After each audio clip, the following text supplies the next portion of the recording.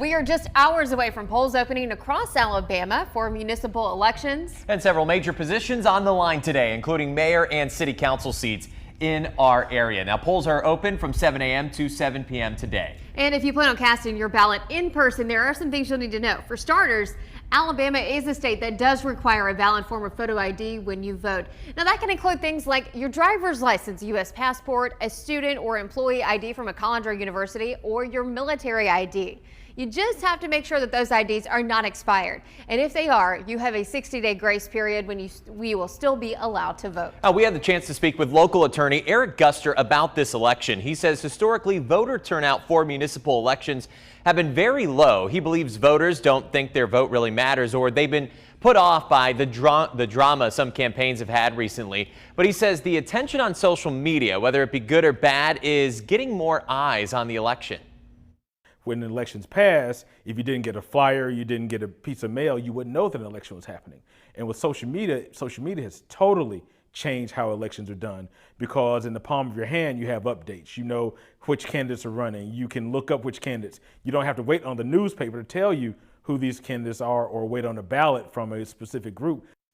And the three big races we're following are for mayoral seats in Hoover, Birmingham, and Anniston. No matter how Hoover voters cast their ballots today, a familiar face will be leading the city for the next 4 years. Nick Durzis taking on Frank Brocato to become the city's mayor. Both men have been in public service there for decades. Brocato, the incumbent, started his career at the Hoover Fire Department in 1973. He rose through the ranks and was first elected mayor in 2016. Durzis started at the Hoover Police Department in 1979. He became the chief in 2005. Right now, he's on leave from the position as he campaigns. Now, our political analyst says the results of this election could determine the next 40 years for the city of Hoover. The two candidates are running on different platforms. Brocato says he has unfinished business in the city, while Durzis says he wants the people to guide his platform. When I came into office, we adopted a comprehensive plan. We've never had that for the city of Hoover.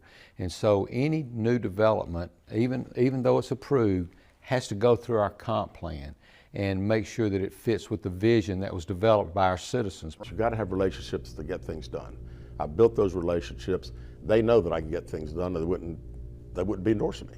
And I just would take that same passion that I have and skill set. And again, I don't know everything, but you surround yourself with the people that do, and you can make things happen. In addition to the race for mayor, 5 of the 7 city council seats are also up for grabs in Hoover today. Well, here in Birmingham, a large field in the race for mayor. This year, 9 names will be on the ballot. Mayor Randall Woodfin is being challenged by 8 other candidates, and if none of the candidates get over 50% of the vote, there will be a runoff October 7th. Meanwhile, those living in Anniston will decide if the city's youngest mayor will stay in office. Sierra Smith is also Anniston's first black mayor and only the second female to hold the seat. She took over after Mayor Jack Draper stepped down earlier this year. Today, there are 4 candidates battling Smith to take over the role. Hey, quick heads up for those of you voting in Leeds today. Be sure to double check your polling place because you may have received the wrong voter information. City officials say some voter cards were mailed with errors after incorrect data came from Jefferson County. They say the same mistake is also on the county and state websites. The city says the most accurate details are on the voting map at leedsalabama.gov. Be sure to double check your information before you vote. And with over 100 municipal races today, WVTM 13 is keeping you prepared. We have the full Alabama voter guide right now for you on the free WVTM 13 app. There you'll find everything you need to know, from polling places to more on the candidates. That's all in the palm of your hand. And be sure to stick with us on air and online as we track election results today. You'll be able to see the voting count live as they come in.